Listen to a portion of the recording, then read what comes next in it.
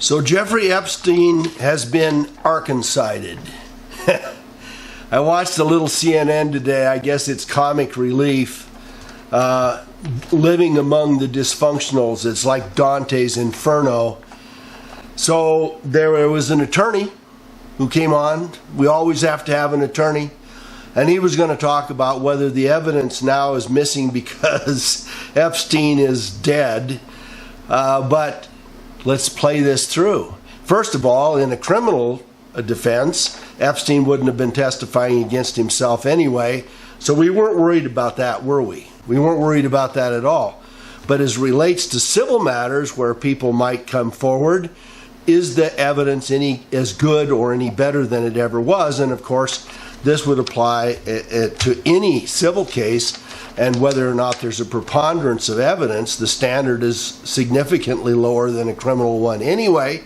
And so the attorney's just talking out of his nose, right? Or his ear or some other part of his body, as though this is the important issue.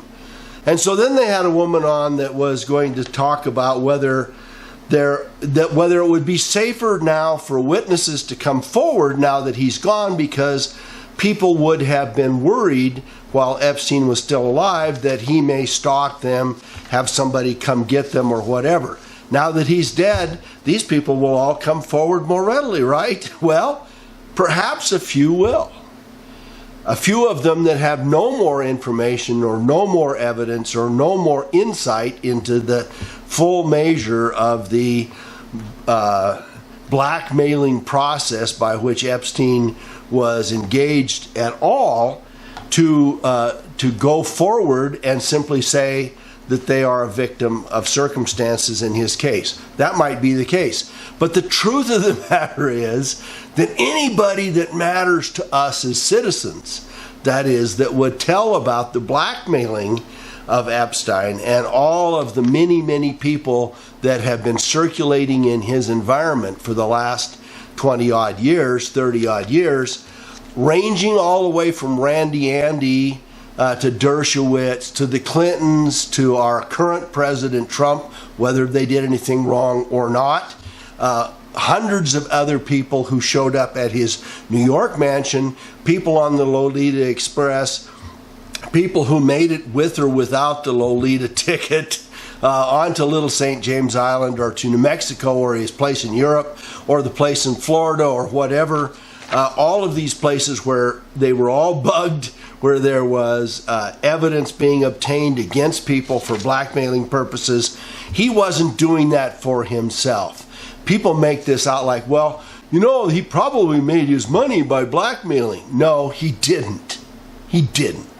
He may have, that would have been stupid, because had anybody challenged him on the blackmailing, had anybody been more interested in convicting him for blackmailing than they were about their own indiscretions, their own peccadillos, he would have been instantly ruined.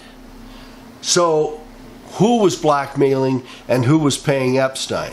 Well, anybody that wanted a finger on all of these famous people would have paid for the information that Epstein brought them, and he would have gotten a lot more money from handing the videos, the tapes, the narrations, the pictures over to these ultimate handlers and being paid for it than any blackmailing he might have done himself, and for which he was probably incompetent to do so. Did people invest with him who wanted to gain favor so he didn't use something against them? Maybe.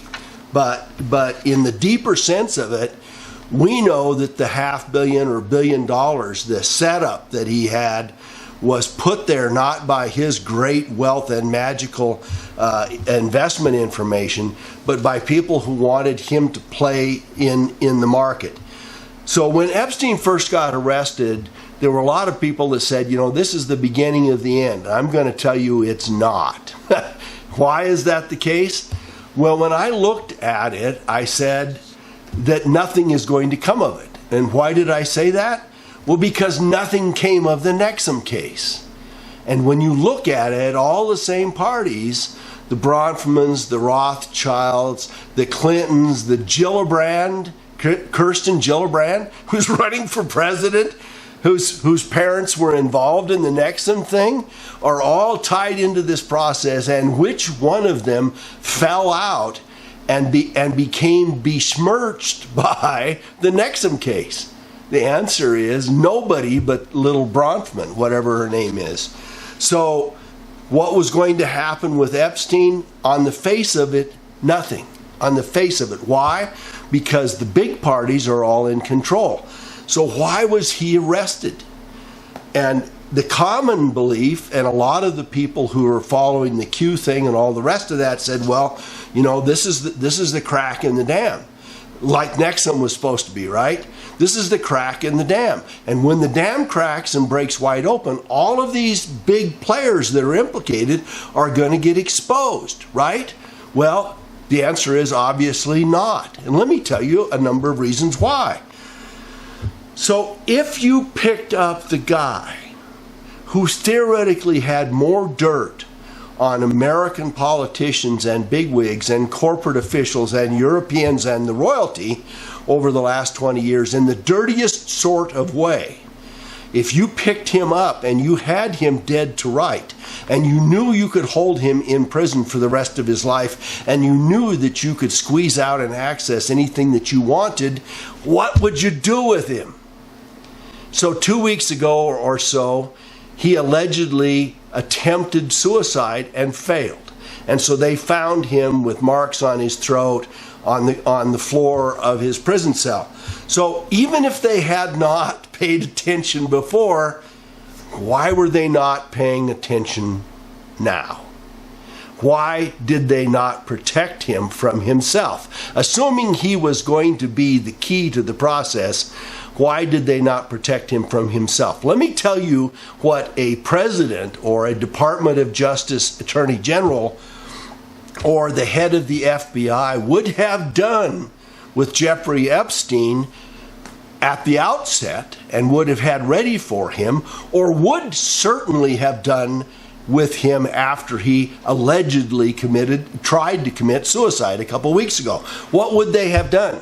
Well, listen, I can't tell you exactly what they do, but let's go to this. Let's go to the heart of it and assume that they were going to get from Epstein what they needed to get to take the big folks down.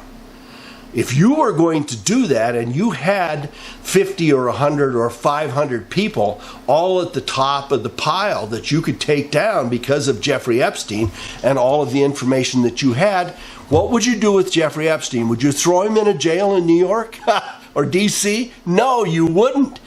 Would you give him the access to suicidal material? No, you wouldn't.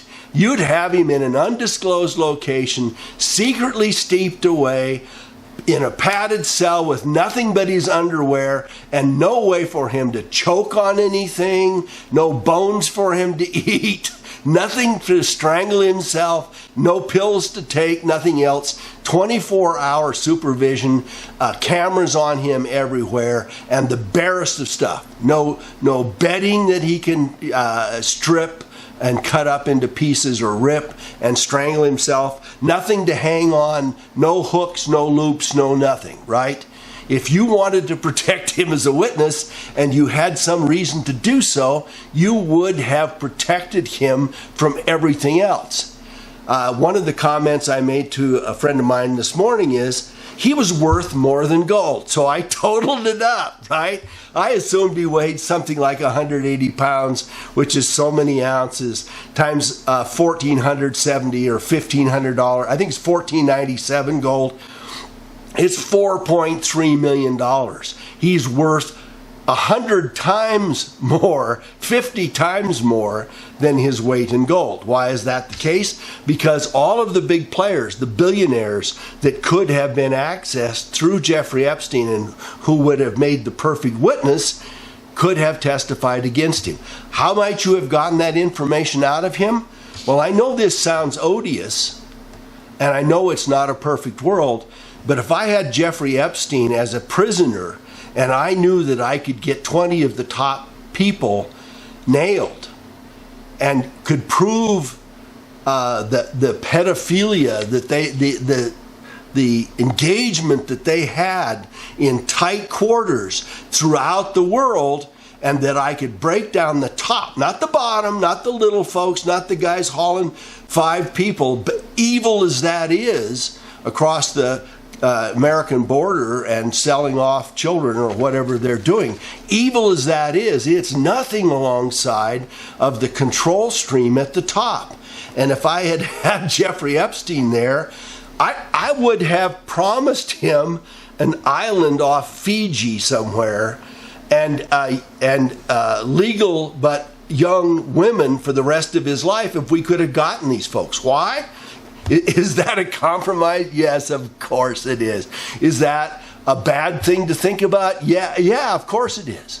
But alongside of the evil that you and I know exists in this world, and that you and I know is cornered and bottled up and entangled in this pedophilia and sex trafficking and the evil games that they're playing, alongside of that, Jeffrey Epstein is nothing, but he is worth 50 times his weight in gold, at least. So let's look at some of the people that might have been involved. Not only, and this is part of what bothers me, not only do we have the Bronfmans and the Rothschild and Dershowitz and Randy Andy and the Clintons and perhaps the president himself. We've got scientific figures and others involved.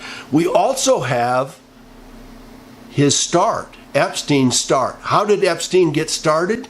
Well, the OSS member, the former OSS member, the insider, Daddy Barr, William Bill Barr's dad, is the guy that hired him at the outset.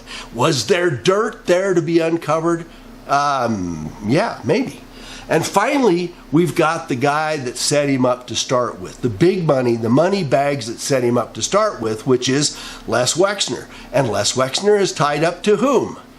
Well, the Rothschilds, the Bronfmans, Nexum, all the rest of this stuff, in all likelihood, the web and the net is all there, all the way around.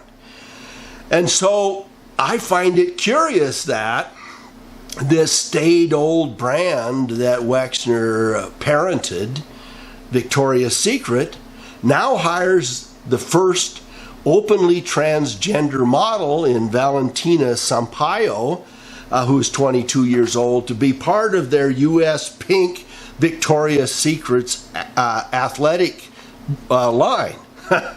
And her comment and her motto is, never stop dreaming. What are we dreaming about, folks? So I'm going to say to you that taking him out is an Arkancided event, that is Jeffrey Epstein, and that you cannot count on anything else being done.